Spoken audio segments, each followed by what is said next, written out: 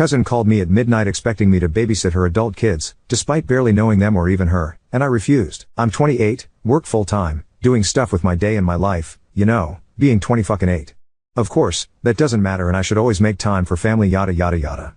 Let's just ignore the fact that I actually know about 15% of you by face and maybe 7% by name. Sorry, but between the 400 Mildreds, the 250 Lindas, 800 Stephanies, Chelseas and Janets that I see once every full planetary alignment, someone's bound to get lost in the weeds. I obviously make time for my parents, grandmother, siblings when we're all available. I'm the youngest out of 3 and while my job is pretty good, compared to theirs, it's definitely the most lenient, and anyone else that I see on a regular basis. Anyway, back to the funeral. During the pre-ceremonial gathering, I'm being showered with "Do you remember me? Do you know who I am? It's been a long time." I say yes, yes and yes to avoid the bullshit. So in the midst of that, one of my cousins whom I have zero memory of, but she apparently regularly talks to my mom, comes up to me and introduces me to her kids. We exchange pleasantries and they seem super happy to meet me and their mom says that have been absolutely dying to meet me. My brain is like what the fuck, but I just shake it off at that moment because I wasn't in a good mood and just didn't want to focus on it. My cousin tells me they're around my age and that they also live in my state and are actually about a 40-minute drive from my place. Oh, that's awesome. I don't care. She suggests a little get-together sometime later this year and says she'll talk to my mom about it. Which sure, that's fine. I mean, it's not like I'm 14 and have to ask her permission to do anything anymore, but I took it as a cool, I don't have to worry about it then and left it at that. Fast forward to about 45 minutes ago. It's almost midnight. I get a call from a number that's based in the city most of my family lives in the other state. Not only that, but it's a very specific location. Too specific to just be a spam call, so naturally I kind of panicked. My grandmother was down there at the time and she's only a few years younger than my late grandfather, so call me a little paranoid. I answer. "Hey, my name. It's cousin. How are you? Hey. I don't know who the fuck. What's up? What's going on? Everything okay? Yeah." Sounding confused by my question. "Everything's fine. I was just calling to see when you were available to meet, son and daughter, for lunch this weekend." After I was finally able to put together who this was, I felt like that meme with all the equations floating around because there is no way this woman called me at near midnight to schedule a fucking play date. I said, "I'm sorry, what? Remember at the funeral? We talked about you and, kids' names, getting together sometime later? Daughter is transferring to university in my city for her junior year and son is applying there too, so they're taking a tour on Saturday morning, so I was thinking we could meet you afterward and you could take them somewhere for lunch. Just nowhere with alcohol, just, son is only 18. Yo, what?" I remember her saying that they were around my age, but homie can't even drink? Then she starts rambling about how her daughter isn't allowed to drink unless she or her husband are present because she's 22 and doesn't know what moderation means. Maybe this is just me, but what in the God's green earth would a 28, almost 29-year-old have to talk about with a 18 and 22-year-old that isn't "don't do drugs, focus on school and don't go getting nobody pregnant," not to mention the fact I don't even know these people. Before I knew it, I had started wheezing and squawking in the phone and cuz did not appreciate it. I couldn't hear what she said under my laughter, but I was like, "Yeah, I don't think so. I work a double on Saturdays, so I'm not getting off until like 8 p.m. Well, first of all, I don't know what was so funny about what I said, and you could easily just do a nice dinner or something. 8 p.m. isn't that late. My little patience is gone at this point. Ma'am, I work a good 40 minutes away and this isn't Star Trek. I'm not getting home until around 9 and I am not itching to babysit after an 11-hour shift. I can recommend some spots for y'all to check out yourselves, but this is a college town. You're not going to find many places with zero alcohol, but it's not like they don't have other drinks. Excuse me. I know your mother did not raise you to be rude like this, especially to family. Dude, I don't know you. I have no idea who you are and you're calling me at witching hour to schedule a hangout with your kids who are in fact not around my age. Girl, y'all are all young adults. I pay for my own medical insurance. We are not the same. Please, do not call me again." I hung up and had a small cackle fit with my fiancé, who was awoken by this nonsense. Obviously I'm not going to hear about this until normal waking hours, but I low-key hope she wakes my mom and bitches to her about me so my mom can cuss her out for calling either of us at such an ungodly hour. But I know mom's going to tell me that I could have been a little nicer, which honestly, I think I did just fine by not cussing during the conversation, but maybe that's just me and my zero bullshit tolerance talking. Update 1. Turns out, I cursed my mom by making a joke about my cousin calling her to bitch about me after she got off the phone with me, because that's exactly what she did. Woke my poor hardworking mother up to tattle on me. Now my mom's an absolute peach, in front of me anyway, but I've seen her cut up at people like a runaway chainsaw, so she wasn't fooling me with her cutesy fairy act. Tinkerbell can be petty bitch. While she didn't tell me what exactly she said, she mentioned that he said some words, which is her way of saying I cussed, and she hung up the phone after one sentence. Once she got up and had her coffee, she called my cousin back and got the full details of the story, and that's when she called me. I knew my sweet mom was having the worst time trying to keep a straight face and be a mother in that moment because the first thing she asked me when I answered was, "Did you make a Star Trek reference during a conversation with cousin as to why you wouldn't be able to have dinner with her kids?" Yes, I did, because she was making it sound like I had a transporter in my pocket, but still just have a car because I like to buy gas or something. I could totally hear her trying not to crack up through the phone. "I don't think she quite understands your humor, honey." Well, no surprise there because we don't know each other. She immediately broke and cackled so loud that my dad heard from another room and I heard him crack up through the speaker. As much as I know she wanted to, she couldn't bring herself to tell me to apologize just yet and told me to just hold off until cousin calms down some, but she'd keep me posted. This was the part that almost made me crash my car. I was driving to work during this call. So, I know what cousin did was ridiculous, but do you think it was appropriate to laugh at her? I'm not gonna say exactly what he said, but apparently mom made up a very colorful name that included the N-word when my cousin woke her up this morning. Don't worry, we're all black. In all of my years of life, not one time have I heard my mom say that, and I'm surprised she was able to recover from that amount of rage to even call this woman back, let alone have a normal conversation. So I think it goes without saying, I'm definitely not the way anyone needs to really be worried about pissing off from now on. Compared to my mom when she's tired, I'm a box of kittens. Update 2. I have officially had enough of this raccoon dog of an individual, which is what I will be referring to here as from here on, as that is now her name in my contacts. If you all thought the audacity and entitlement could not be topped, prepare to be just as wrong as I was. And if you did think so, well, I guess I'm just a fucking idiot. Anyway, since I was off today, I decided to work on a new beer recipe I conjured up, so I'm in the kitchen stove with my brew pot. Now for context, when you home brew beer, the first thing you do is make the wort, which is basically your sugar water. It's made from a process of boiling grains in a kettle/pot, then removing it from heat to add the malt extracts, which you have to mix until it's dissolved before boiling the mixture again. Afterward, you add the hops, what provide bitterness and a variety of flavors. My brews, in particular, are a little more complicated because I use different ingredients that I grow myself in the initial boil. Because of this, I take very great care to not waste any of it because these ingredients do take a long time to grow. This will be important later. So, I'm chillin', doing my thing when I get a call from the raccoon dog from hell. After contemplating whether to send her to voicemail or not, my curiosity got the best of me and I answered. "Hello? Hey Blay, it's RD. Oh, hey, what's up? So, I just wanted to apologize for the other day. I didn't even think about what time it was. I'm usually up pretty late chatting with somebody, can't relate, and I just went ahead and called." "Yeah, I feel that, no worries." Seething internally. "So listen, I know we got off to a bad start, but I was hoping you'd reconsider hanging out with Blay and Blay, since they don't know anyone in that town, and I know you were concerned because you don't know each other. I get it. I just want them to have someone present that they could be comfortable around. Now, as I said in previous comments, I think that's totally fair. After all, she is their mother and she's probably just trying to make sure college isn't a drag for them. I personally hated going to classes and being around people I didn't know for that long, and I really wasn't feeling the whole college mingle vibe, so I took online classes and stayed home, so I completely understood where she was coming from and I expressed that. Thank you for understanding. Now your mother told me that these things need to be scheduled in advance for you because of your job, so I was thinking around Thanksgiving or Christmas time since we'll all be gathered together anyway. Yeah, sure, since we'll all be in the same spot anyway. I don't see why not. Great. Thank you so much. They're going to be so excited. Awesome, sounds good. Enter click-clack of brew pot being returned to the hot stove. Are you cooking something? Yeah. Oh.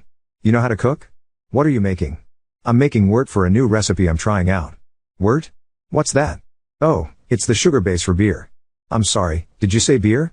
Yeah. You're making beer? Yeah? Oh, does your mother know you're doing that? She knows I know how to make it, so yeah, I guess? Oh. Awkward silence. You did hear that I said beer and not cocaine, right? You know how to make that too? No. I asked because you're acting like I'm Breaking Bad or something. I mean, I'm just concerned about how that might influence the kids, so maybe don't mention that when you hang out. Now, I already know that my career choice/hobbies aren't ideal for some traditional families, but I'd be lying if I said I didn't get a little offended about how she reacted and treated something I'm so passionate about.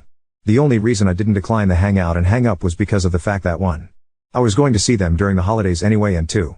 I don't really talk about my passions in front of my family anyway out of respect and to avoid any extra bullshit, so it's not like it really would have been an issue. So I just rolled my eyes and agreed. Awesome.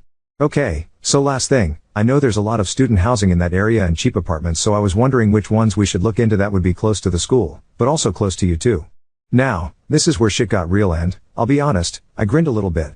Well, my apartment is about a 5 to 10 minute walk from the school and the rates are pretty decent for a 2-bedroom. That's fantastic. You guys could be neighbors. Yeah, about that, we actually won't be in the area because we're moving to city that I work in that's almost 40 miles away, before the new year.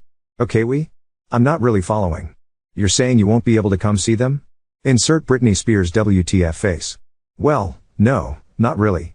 The whole purpose of the move is for us to be closer to our jobs so we won't have to drive that far. But you do it all the time, so I just don't see why you wouldn't be able to do it like once or twice a week to go see them. That would actually be super inconvenient for me. I don't think that would be very plausible. It's inconvenient to spend a few hours of time with your family? Don't you drive further to get to city where my parents live? I mean, yeah, but it's usually because of traffic.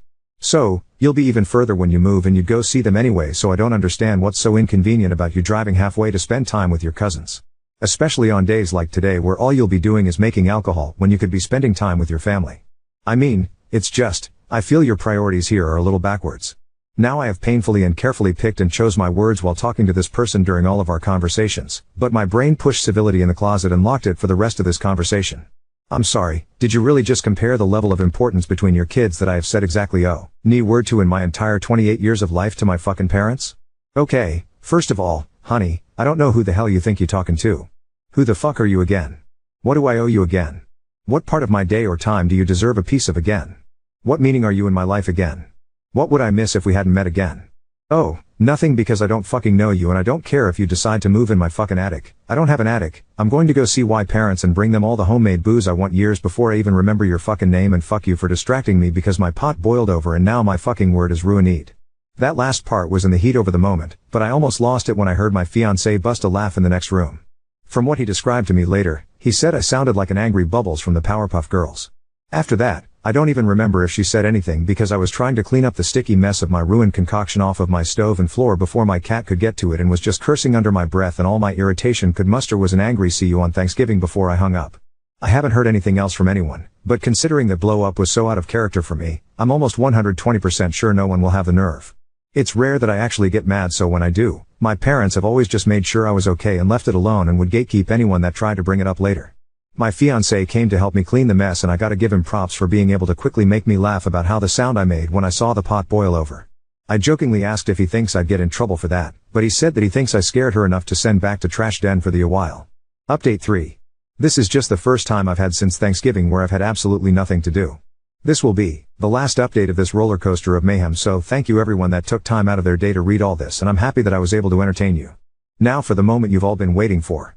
I know most of you guys were thinking it was going to be some sort of media circus monstrosity family dinner, because I did too, but the goddess of chaos decided to be my bestie this year and make this holiday just so perfect for me. Thanksgiving with my family was closed. My parents went to visit my brother, my grandmother went to home in honor of my grandfather, and my fiancé and I both had to work Black Friday, so we spent our Thanksgiving at home in peace. We had a delicious meal, delicious drinks brewed by moi, and cuddly PJs with a horror movie marathon. It was absolute perfection and I was loving it like a fat cat in a canned tuna factory. But then, my phone rang.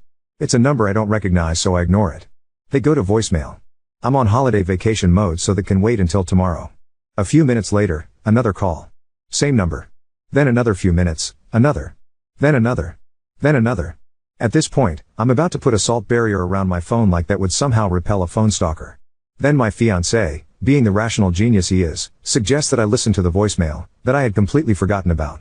I put it on speaker for us to listen to. Hey, SFM, this is landlord. I'm using my personal phone because obviously, the office is closed. I am so sorry to interrupt your holiday, but I'm going to need you to call me back as soon as humanly possible. Well, I've missed about 8 calls from this woman at this point, so I panic call her back. Now at this point, you all are probably wondering where the raccoon dog comes in. Oh, baby, it's about to feel like Christmas. Now, as I'm typing this out days after this went down, I don't have the conversation memorized word for word, but I know I can get it pretty close. I remember what I said, and my landlord was less than professional during this conversation. No judgment, I would have been pissed too, so I think I'll be able to get the gist across. I call my landlord. Hello? Her tone like she found the whole turkey in the toilet. Hey. I'm so sorry, I didn't know this was you, and I was nah, honey. I get it. You were enjoying your holiday like we all should be. Don't even worry about it. Okay, insert nervous chuckle here. So, what's up? What's going on? Do you know a woman by the name of Raccoon Dog? Dude, the fact that I still forgot her name, so I said not off the top of my head, no. Alright, well, she knows you and has been giving our courtesy officer hell for the past hour and a half because she said you invited her kids over and now she can't get a hold of you. Tell me this bitch didn't take the "see you on Thanksgiving" comment I made during our last phone call as an invitation to come to my home. Now at this point, I'm still not putting two and two together since it's been a month since my last interaction with this human. So I'm over here panicking like a squirrel trying to cross a busy intersection because for my landlord to call me from her cell phone on Thanksgiving, my brain said eviction notice. I explained that I have no idea who this could possibly be because neither of us invited anybody. Landlord goes full nail salon black lady mode at this point. See, that's what I thought because you guys don't ever really have nobody around like that anyway. R.I.P. my landlord knowing that my fiancé and I antisocial hermits, but she knows your name, she didn't mention, fiancé, and has been demanding we give her your room number, like really? No respectable establishment would just give out their tenants' information like that even if we did you still breaking the law. What's she doing? She parked in front of the fire zone with her kids in the car and is shouting police brutality because our courtesy offic gave her a fine and told her that if she don't move, we're going to have her car towed. Mind you, the fine here for parking in front of a fire zone run between $500 to $2,000 depending location and severity of the situation. My apartment is very close to the university and the main road to the separate properties is a very commonly used route directly to many of the university buildings as well as the a third of the fraternities. So if there was a fire in that area, that section would most definitely be blocked off so they take this very seriously. Did she move? No. She got a fine for the fire zone and then she threatened the courtesy officer so he had to call for backup and her kids are still in the car. I cackled while I'm obviously still panicking because I still don't know who this is because I'm an idiot. My fiancé started laughing like a maniac next to me. Yo, it's Raccoon Dog, he's in on the joke. I just texted your mom. 5 what? My landlord's like what dog? And I explain everything to her from the beginning and I can hear all the energy leave her body because all she can do is laugh. This poor woman sounds so beaten down and exhausted as she asks me if I can officially state that I didn't invite her and don't want her here. I confirm this and this beautiful woman goes alright, I got this bitch. Y'all have yourselves an absolutely wonderful Thanksgiving. We ended the call and just in a silent mixture between disbelief, shock and trying not to laugh. I kept thinking about this woman's kids and how fucking embarrassed they must have been. How I haven't heard from somebody that they've run away at this point is beyond me. I tried to muster something to say and all I did was open my mouth before my fiancé stopped me with a nope. Nope, nope, nope. Nope. Eat. Watch and just pressed play on our movie. Honestly, I had no idea what to say so I just complied while trying to hold in my laugh and not choke on my food. I found out from my mom later that RD had contacted her and threw the biggest tantrum because I apparently lied to her about spending Thanksgiving with her kids, during a phone call where I had literally cussed her out, and caused her to get fined $2,000 by the courtesy officer, directed by my landlord, as well as her husband having to bail her out of jail for $3,500 as well as $7,500 fine for resisting arrest, trespassing, and threats of violence toward a police officer. Yeah, aren't I the fucking worst? And I didn't even have to lift a finger. I still have barely any words on the situation and am still trying to convince myself that it actually happened and that it started from a random unsolicited phone call in the middle of the night a couple of months ago. Now, did you guys think that was the best part? Wrong. The pièce de resistance. 2 days ago, her kids made a group chat on one of my social media accounts with the three of us, and apologized for their psycho mother and all the shit she's given me about hanging out with them. They said they had wanted to apologize for a while on her behalf, but were so embarrassed that they figured they'd just leave me alone. But what happened on Thanksgiving was the straw that broke the camel's back for them which, yeah. The fact that instead of spending Thanksgiving with loved ones, enjoying a huge feast and a whole day to chill, these kids spent the majority of their day in the middle of a spectacle of pure insanity brought on by their delusional mother in a car at a random apartment complex and had to sit in a police station for who knows how long until they able to be picked up by the dad knowing their mom would be in jail overnight and getting her out alone would probably blow half of their Christmas fund. All I could say in response was, "There's a really great pizza place up the street. I don't know what you guys' schedule is like, but I'm off next Friday and it's on me. Now I've got a restraining order and a pizza date this weekend. Combo made in heaven." I hope y'all had as much fun reading this as I did writing it out. This whole thing has been such a clusterfuck dumpster explosion and I'm glad you all enjoyed sitting in it with me.